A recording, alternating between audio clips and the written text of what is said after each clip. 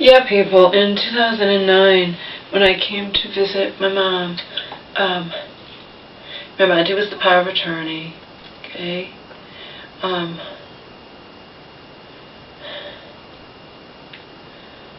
And upset about all the money that my mom had, you know, given to me and whatnot. But anyway, my mom wasn't doing good. Again, she had just been discharged like a month prior, and I didn't know she wasn't doing good. How would I know, you know? That she gets out of these hospitals, she'll be okay, you know? This was all the way back in 2009.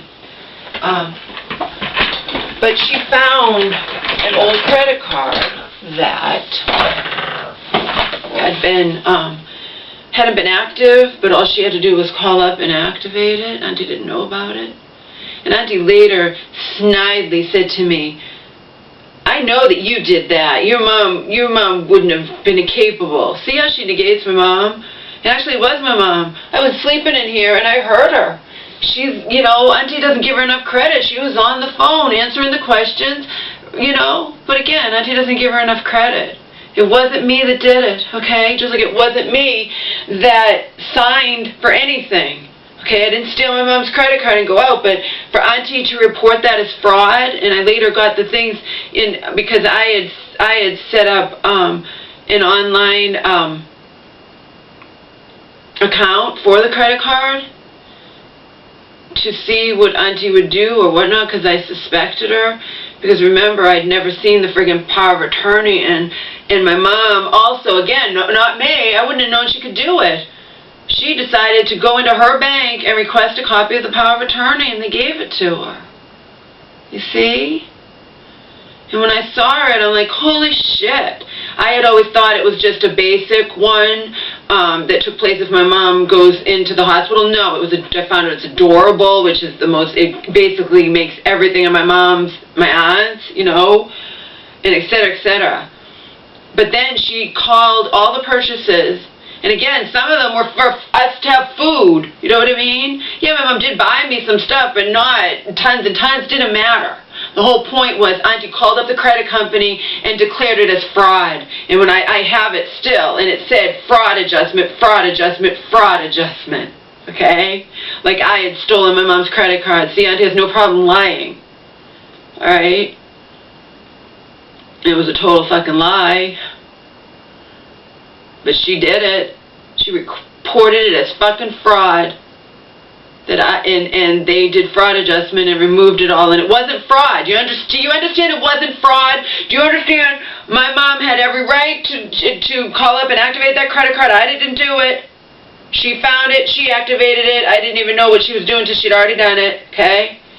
And she had every fucking right to do it. And she had every fucking right to buy stuff with it. She signed for everything. Okay? I still have all that stuff. Auntie declared it all as fraud. I still have it all. Fraud adjustment, fraud adjustment, fraud adjustment. Okay?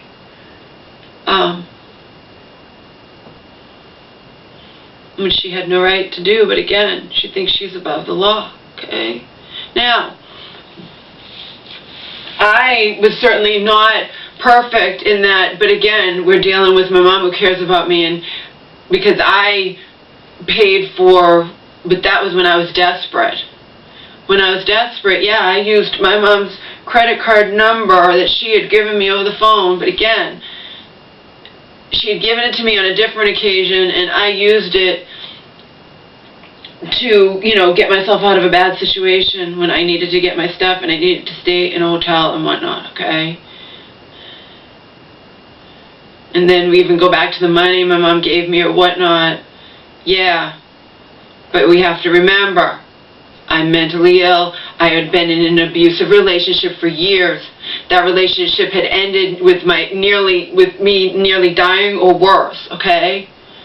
So, like Donald had said in that analysis alert tape when he first, you know, encountered, you know, heard about my family or this, that, he's like, yeah, your aunt, as an auntie, you know, believes you're mentally ill, yet wants to hold you accountable for your actions to a T. You know, he's like, your family's like mixed messages. She believes you're mentally ill, but wants to hold you on the same instance, wants to hold you accountable for your actions to a T, okay? So you can say X, Y, and Z, and my mom, I've talked to so many people over the years, they don't fucking care. They don't care if it was $100,000.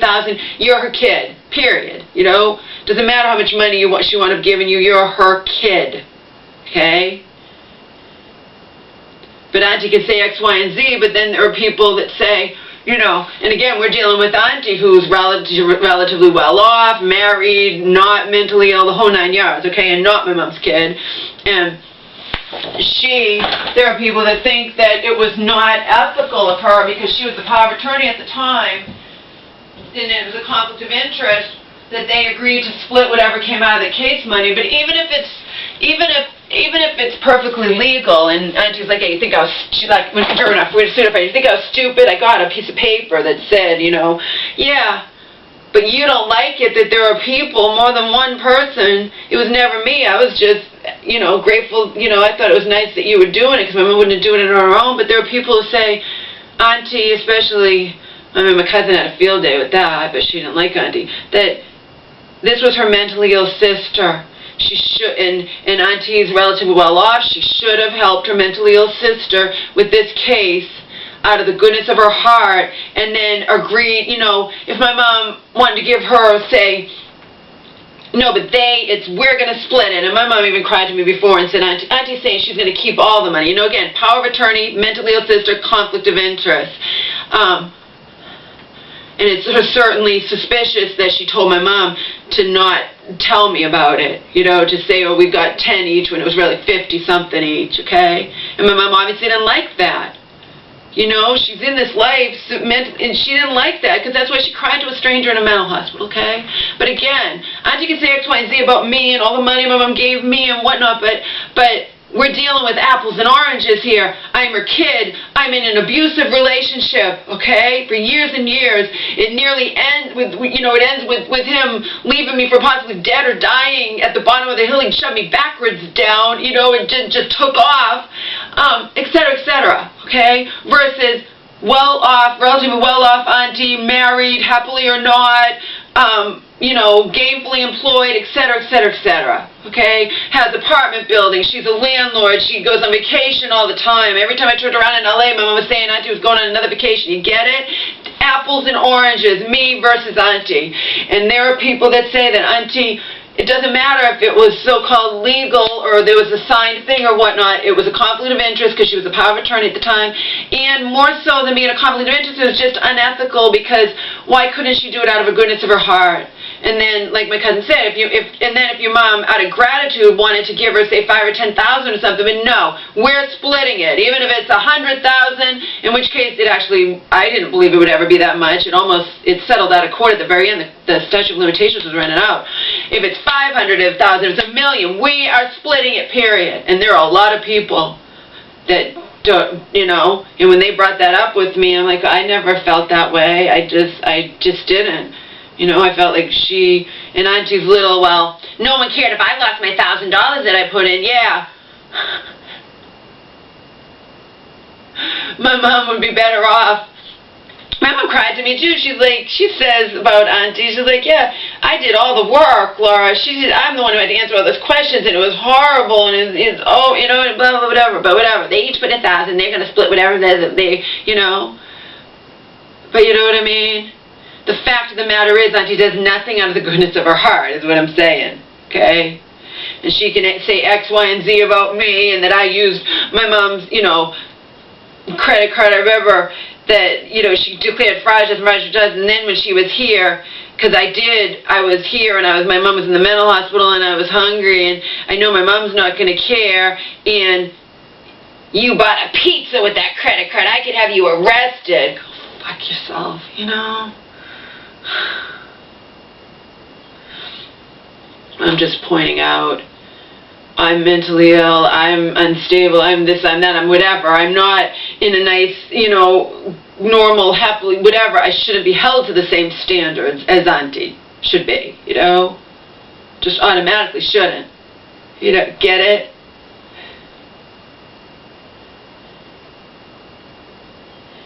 I just sent a text to Karen where part of it was where I was saying to Auntie, you know, I'm so grateful that we're not enemies anymore, that we, you know, it's just,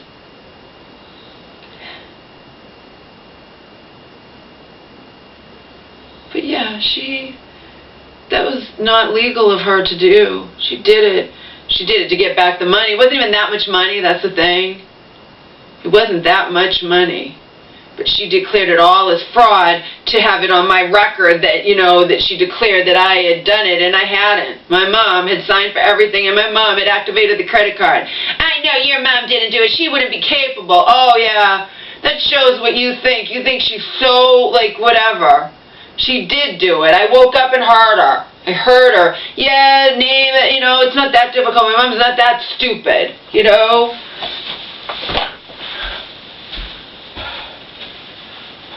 She may not be super, super smart or aware, and she's extremely naive and gullible, but she's not stupid, and she did do it on her own. But yeah, Auntie declared that all as fraud. I later showed my friend in the shelter that, you know, she declared it all as fraud, and it wasn't fraud. You have to understand. She didn't do it to get back that small amount of money, okay? But again, she likes to point out all the money my own mother gave, blah, blah, blah. Yeah. In all kinds of extenuating circumstances, the money didn't go in my veins or up my nose, okay? I use it to live.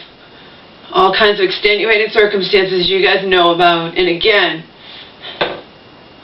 when I got approved for Social Security disability and I got that back pay, which Auntie knew about that too, by the way.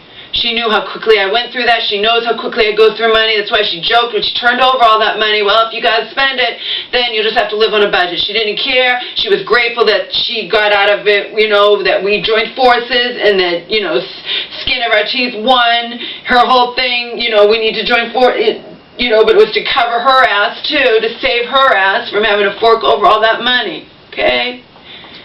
Like I said, when she needed me, oh yeah, and then she can just so easily discard me, and then a few months later, pull this shit, after not wanting anything to do with anything, okay? And that's all true. Like I said, my entire YouTube channel is the truth. The only things that aren't true are when I'm trying to protect my, you know, if I change names or I change a tiny bit of something or try to protect my location. Okay? It's all true. It's all true. And most people, if they're thinking clearly, would say someone like me should never be held up to the same standards as someone like Auntie should. Okay? She's a businesswoman. She, you know what I mean? She owns apartment buildings. She always, you know, in the little letter she said, you think I have so much money, but oh, bullshit. Bullshit. I don't care. You always said, you know, you know, I'm not after your estate. I have plenty of money of my own. Now you're going to turn it around and say something opposite. But again, I would have joined forces with the devil to save my mom from going in the fucking becoming a ward of the state, you know? Bad enough going to nursing home on your family, but going as a ward, oh God. But Auntie's a snake. I mean, it's just sick. And I can only imagine what she got in front of that judge and said, oh no. I don't know if when she was saying it, she realized at some point I would get the transcripts. So, you know, she probably just didn't care. She's going to say whatever she has to say. So we'll find out, right? Remember, all this stuff I'm saying to you is prior to me seeing those transcripts. Okay? Because I haven't had the, you know, I haven't felt like going to get them. I don't want to get them. So I haven't, you know, I haven't done it yet. I haven't gone to talk to the vet. So I tried 2 days ago and risked my life getting there, literally, okay? I won't spell it out, just suffice to say.